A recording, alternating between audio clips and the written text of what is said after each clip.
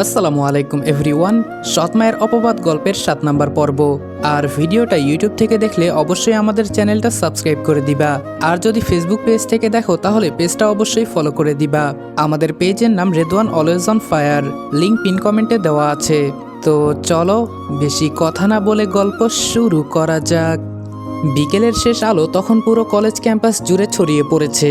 কোলাহল ধীরে ধীরে কমে এসেছে। মাঠের একপাশে বড় কৃষ্ণচূড়া গাছটার নিচে দাঁড়িয়ে আছে নীলা। তার হাত দুটো বারবার কাঁপছে আর বুকের ভেতরটা অস্বাভাবিক দ্রুত ধুকপুক করছে। কিছু দূরে দাঁড়িয়ে রনি কয়েকজন ক্লাসমেটের সাথে কথা বলছিল। হঠাৎ নীলার দিকে তাকাতেই ছেলেগুলো দুষ্টু হাসি দিয়ে একে একে সরে গেল। রনি ধীরে ধীরে এগিয়ে এসে শান্ত গলায় বলল, আপনি কিছু বলবেন বলেছিলেন।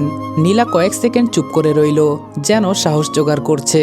তারপর আস্তে করে বলল, হ্যাঁ, আসলে অনেকদিন ধরেই একটা কথা বলতে চাচ্ছিলাম।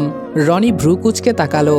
নীলা হালকা কাপা গলায় বলল, আমি জানি তুমি খুব চুপচাপ স্বভাবের, সবার সাথে মেশো না, কিন্তু তোমাকে যত দেখেছি ততই মনে হয়েছে তুমি অন্যরকম। রনি কিছু বলল না, শুধু শান্ত দৃষ্টিতে তাকিয়ে রইল। নীলা এবার গভীর শ্বাস নিয়ে বলে ফেলল, আমি অনেক চেষ্টা করেছি নিজেকে সামলানোর, কিন্তু পারিনি। আমি তোমাকে পছন্দ করি রনি, অনেক বেশি। কথাটা বলে সে চোখ নামিয়ে ফেলল। লজ্জা আর ভয় মিশে তার পুরো মুখ লাল হয়ে গেছে। চারপাশে কয়েক মুহূর্তের নীরবতা নেমে এলো। রনি স্থির হয়ে দাঁড়িয়ে রইল, যেন কথাগুলো শুনেও ঠিক বিশ্বাস করতে পারছে না। তারপর খুব ধীরে বলল, নীলা, তুমি হয়তো ভুল বুঝছো। নীলা দ্রুত মাথা তুলল, না, আমি ভেবে বলছি, তোমার পাশে থাকতে চাই আমি। রনির বুকের ভেতরটা হঠাৎ অদ্ভুত ভারী হয়ে উঠল। সে কিছুক্ষণ নিচের দিকে তাকিয়ে রইল। তারপর শান্ত স্বরে বলল, তুমি খুব ভালো মেয়ে, কিন্তু আমি এসবের জন্য প্রস্তুত নই। নীলার মুখের হাসিটা ধীরে ধীরে মলিন হয়ে গেল। অবাক হয়ে বলল, মানে? রনি মৃদু দীর্ঘশ্বাস ফেলে বলল, আমি এখনো নিজের জীবনটাই ঠিকভাবে সামলাতে শিখিনি। সম্পর্ক, ভালোবাসা এসব নিয়ে ভাবার জায়গায় আমি নেই। আর তুমি হয়তো আমার অতীত সম্পর্কে জানো না। আমার নিজের কোনো বাড়ি নেই, রাকিবদের বাড়িতে আমি থাকি। আমি এটাও জানি না আমার ভবিষ্যৎ কি। জেনে শুনে আমার অনিশ্চিত জীবনে তোমাকে জড়াতে চাই না। নীলা বলল, কিন্তু আমি তো রাকিবের থেকে তোমার সম্পর্কে সবকিছু জেনেই তোমাকে ভালোবেসেছি। রনি কঠোরভাবে বলল, নীলা, এটা নিয়ে আর কোনো কথা না বললে আমি খুশি হব। নীলার চোখ ভিজে উঠতে শুরু করলো। নীলা বলল, তাহলে একটুও কি আমার জন্য কিছু অনুভব করো না? রনি চুপ করে রইল কয়েক সেকেন্ড। তারপর খুব আস্তে করে বলল, সম্মান করি, কিন্তু তার বেশি কিছু না। কথাটা যেন সরাসরি গিয়ে নীলার বুকে আঘাত করলো।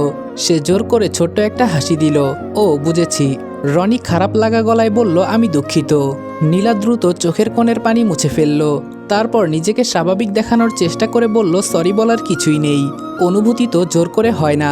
কথাটা বললেও গলাটা কেঁপে উঠল তার। রনি কিছু বলতে গিয়েও থেমে গেল। নীলা চলে যেতে নিলে রনি বলল, নীলা, এই সামান্য কারণের জন্য তোমার আমার বন্ধুত্ব নষ্ট করে দিও না। আমি চাই আমাদের বন্ধুত্ব আগের মতো স্বাভাবিক থাকুক। নীলা আর দাঁড়ালো না, ধীরে ধীরে সেখান থেকে চলে গেল। রনি স্থির হয়ে দাঁড়িয়ে তার চলে যাওয়া দেখল। বুকের ভেতর কোথায় যেন চাপা একটা অস্বস্তি হচ্ছিল। সেই সবে পাত্তা না দিয়ে রনি আপন মনে হাঁটা শুরু করলো। এই 6 মাসে অনেক পরিবর্তন ঘটলেও সবচেয়ে বেশি পরিবর্তন ঘটেছে পাভেলের মধ্যে। সে এখন রাসেলের ডান হাত। দিনে দিনে সে রাসেলের চাইতেও বেশি হিংস্র হয়ে উঠেছে। কাউকে খুন করার আগে তার হাত একবারও কাঁপে না। এই তো কিছুক্ষণ আগে এক দোকানদার তাদের চাঁদা না দেওয়ার অপরাধে মৃতপ্রায় অবস্থায় সেই দোকানির দোকানের সামনে রেখে এসেছে। রাসেল পাভেলের কাঁধে হাত রেখে ধীরে ধীরে হেসে বলল, দিন দিন তুই কিন্তু আমার থেকেও ভয়ঙ্কর হয়ে উঠতেছিস পাভেল। আগে মানুষ মারার আগে 2 বার ভাবতি, এখন চোখের পলকও ফেলিস না। পাভেল ঠান্ডা চোখের সামনে তাকিয়ে সিগারেটের ধোঁয়া ছাড়ল। তার মুখে কোনো অনুভূতি নেই, যেন একটু আগেই একটা মানুষকে মেরে আধমরা করে আসাটা তার কাছে খুব স্বাভাবিক ব্যাপার। পাভেল নিচু গলায় বলল, দুনিয়া বদলাইছে ভাই, নরম হইলে মানুষ মাথায় উঠে নাচে, ভয় দেখাতে না পারলে কেউ কথা শোনে না। রাসেল মুচকি হেসে বলল, এই জন্যই তোকে পছন্দ করি। কথা বলতে বলতেই পাভেলের মোবাইলে হঠাৎ কল আসে। মোবাইলটা হাতে নিয়ে স্ক্রিনের দিকে তাকাতেই দেখল ওর মা কল দিয়েছেন।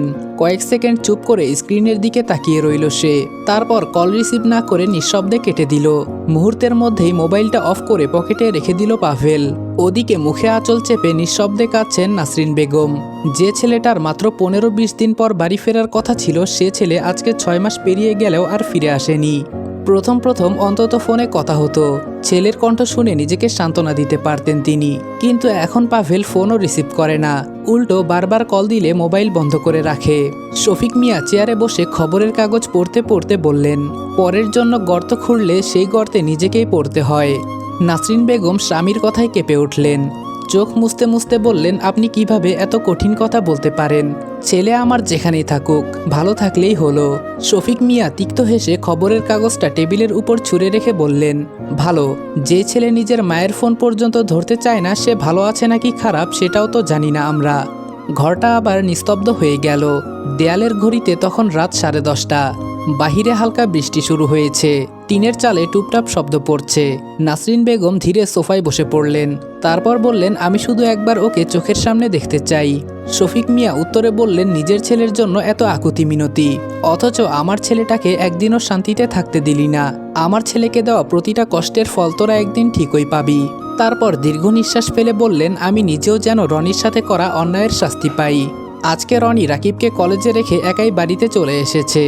কিছুক্ষণ পরেই রাকিবও বাড়িতে ফিরে আসে, তবে সে নিজের রুমে না গিয়ে সরাসরি ঢুকে পড়ে রনির রুমে। রুমে ঢুকেই রাকিব রনির সামনে এসে দাঁড়ায়, চোখে রাগ আর হতাশা স্পষ্ট। বেশ জোরেই সে বলে ওঠে, তোর সমস্যা কি? আমাকে কি খুলে বলবি রনি? রনি রাকিবের দিকে তাকিয়ে শান্ত গলায় জবাব দেয়, আমার আবার কি সমস্যা হবে? কোনো সমস্যা নেই। রাকিব একটু সামনে এগিয়ে এসে বলে, তাহলে নীলাকে রিজেক্ট করে দিলি কেন? রনি কিছুক্ষণ চুপ থেকে আস্তে করে বলে, ওর জন্য আমার মনে কোনো অনুভূতি নেই। আমি যে কারণে রিজেক্ট করেছি সেটা আমিও ওকে পরিষ্কারভাবে বলেছি। আমি ওকেও পরিষ্কারভাবে বলেছি। রাকিব এবার আরো কঠোর গলায় বলে ওঠে, আমার সাথে মিথ্যা বলার চেষ্টা করবি না রনি। নীলার জন্য তোর মনে কি আছে সেটা আমি নিজের চোখে দেখেছি। আর তুই যে কারণগুলো দেখাচ্ছিস সেগুলো আসল কারণ না। আসল কথা বল, কি কারণে ওকে রিজেক্ট করেছিস? তারপর রনি যা উত্তর দিল তার জন্য রাকিব মোটেও প্রস্তুত ছিল না। রনি মাথা নিচু করে বলল, আমার নীলাকে ফিরিয়ে দেওয়ার কারণ তুই নীলাকে ভালোবাসিস। রাকিব যেন নিজের কানকেই বিশ্বাস করতে পারছিল না। কয়েক সেকেন্ড সে পুরোপুরি স্থির হয়ে রইল, তারপর কপাল কুঁচকে ধীরে ধীরে বলল, কি আজে বাজে কথা বলছিস তুই? রনি শান্ত গলায় বলল, আজে বাজে না, আমি অনেক আগেই বুঝেছি। রাকিব এবার বিরক্ত হয়ে বলল, কি বুঝেছিস? আর আমি নীলাকে ভালোবাসি কে বলল তোকে এসব?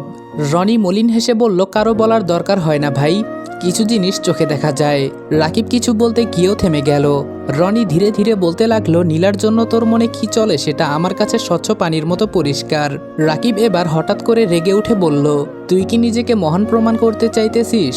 আমার জন্য নিজের অনুভূতি চাপা দিবি? রনি শান্ত গলায় বলল, এটা মহান হওয়ার কিছু না। আমি শুধু চাই না আমার কারণে তোর কষ্ট হোক। তোর কাছে এমনিতেই অনেক ঋণী। রাকিব নিজেকে শান্ত করে রনির কাঁধে হাত রেখে বলল, দেখ ভাই, আমি সেটা মানছি। প্রথম প্রথম নীলার প্রতি আমার দুর্বলতা ছিল, কিন্তু এখন সেটা নেই।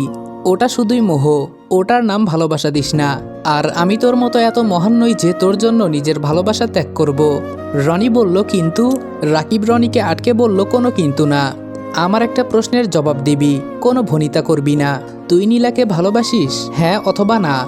রনি মাথা নিচু করে জবাব দিল, হ্যাঁ আমি নীলাকে ভালোবাসি। রনির জবাবে রাকিবের মুখে বিজয়ের হাসি দেখা গেল। ও রনির কাঁধে চাপড় মেরে বলল, তাহলে তো কোনো কথাই নেই। তুই কালকেই গিয়ে নীলাকে নিজের মনের কথা বলবি। রনি কিছু বলতে যাবে তার আগেই রাকিব বলল, আর একটাও কথা না, আমি এখন ঘরে যাচ্ছি। কাল তুই তোর মনের কথা নীলাকে খুলে বলবি। আর কিছু শুনতে চাই না আমি। ভার্সিটির ক্যাম্পাসটা বিকেলের আলোয় সোনালি হয়ে উঠেছে। গাছের পাতাগুলোয় হালকা বাতাস দুলে দুলে শব্দ করছে। দূরে স্টুডেন্টদের হাঁটাচলা, হাসাহাসি সব মিলিয়ে একদম স্বাভাবিক একটা দিন। কিন্তু রনির ভেতরের পৃথিবীটা একদম উল্টো। সে বারবার নিজের শার্টের বোতাম ঠিক করছে, আবার খুলছে, আবারও ঠিক করছে। হাতের ঘাম মুছছে। বুকের ভেতর অদ্ভুত একটা ভয় আর উত্তেজনা একসাথে কাজ করছে। আজকে সে নীলাকে সব বলবে। রাকিবের কথাগুলো এখনো মাথায় ঘুরছে। কালকে গিয়ে বলবি, আর কোনো কথা না। নীলা, রাকিব ও রনি কলেজ থেকে বের হয়ে রাস্তায় হাঁটছিল। নীলা আজকে বেশ চুপচাপ। রাকিব বারবার চোখের ইশারায় রনিকে বলছে নীলাকে সবকিছু বলার জন্য। রনি নিজের মনের মধ্যে সাহস জুগিয়ে নীলার পাশে গিয়ে দাঁড়ায়। তারপর আস্তে আস্তে নীলাকে ডাকলো, নীলা। নীলা আনমনে জবাব দিল, হুম। রনি জিজ্ঞেস করলো, তুমি কি আমার উপর রাগ করে আছো? নীলা এবার রনির দিকে তাকিয়ে উত্তর দিল, রাগ করব কেন? তুমি তোমার মনের কথা বলেছ, আর আমি আমার মনের কথা। রনি বলল, ওটা আমার মনের কথা ছিল না। নীলা বলল, তাহলে কি তোমার মনের কথা? রনি বলল, আমার মনের কথা হলো। রনি কথা শেষ করতে পারল না, তার আগে নীলা ওকে ধাক্কা দিয়ে ওর জায়গা থেকে সরিয়ে দিল। তারপর একটা বিকট শব্দ হলো, আর সেই সাথে রাকিবের চিৎকার। রনি থেমে গেল, পেছনে তাকিয়ে দেখে ওরা যেখানে দাঁড়িয়ে ছিল সেখান থেকে বেশ দূরে মাটিতে পড়ে আছে নীলার রক্তাক্ত দেহ। রাকিবের চিৎকারে চারপাশটা যেন মুহূর্তেই থেমে গেল। রনি দৌড়ে গিয়ে হাঁটু গেড়ে বসতেই হাত কেঁপে উঠল। নীলার মাথার পাশ দিয়ে ধীরে ধীরে রক্ত গড়িয়ে পড়ছে, চোখ দুটো আধখোলা, নিঃশ্বাসটা খুব ক্ষীণ। রনির গলা কাঁপছিল, রনির পুরো শরীর কাঁপছে। রনি বলল, নীলা চোখ খোলো। রাকিব প্রায় পাগলের মতো ছুটে এসে নীলার মাথাটা নিজের কোলে তুলে নিল, তার পুরো শরীর কাঁপছে। রাকিব চিৎকার করে বলে উঠল, কেউ অ্যাম্বুলেন্স ডাকেন প্লিজ। চারপাশে মানুষ জড়ো হতে লাগলো, কেউ মোবাইল বের করছে, কেউ ভয় পেয়ে দূরে দাঁড়িয়ে আছে। রনি বারবার বলছে, আমার জন্য, আমার জন্যই এমনটা হয়েছে। নীলার ঠোঁট হালকা নড়ল, আস্তে আস্তে বলল, রনি। রনির সাথে সাথে ঝুঁকে পড়ল, আমি আছি নীলা, কিছু হবে না তোমার, কোনো কিছুই হবে না। নীলা কষ্ট করে চোখ খুলতে চেষ্টা করলো, তারপর খুব আস্তে করে বলল, তুমি ঠিক আছো তো? এই কথাটা শুনে রনির বুকের ভেতরটা মোচড় দিয়ে উঠল। নিজের জীবন মৃত্যুর মাঝেও মেয়েটা ওর খোঁজ নিচ্ছে। রাকিব চোখের পানি আটকাতে না পেরে মুখ ফিরিয়ে নিল, তার গলা ভারী হয়ে গেছে। রাকিব অবাক হয়ে আস্তে আস্তে বলল, বোকা মেয়ে, নিজের এই অবস্থা, আর চিন্তা করছে রনির জন্য। ঠিক তখনই দূরে অ্যাম্বুলেন্সের সাইরেন শোনা গেল। রনি আর রাকিব দুজন মিলে দ্রুত নীলাকে উঠালো। নীলার হাতটা শক্ত করে ধরে রেখেছে রনি, যেন হাত ছেড়ে দিলেই মেয়েটা হারিয়ে যাবে। অ্যাম্বুলেন্সে ওঠার পর চারপাশে শুধু সাইরেনের শব্দ আর দমবন্ধ করা আতঙ্ক। রনি বারবার ডাকছে, নীলা চোখ বন্ধ করবে না, আমার দিকে তাকাও।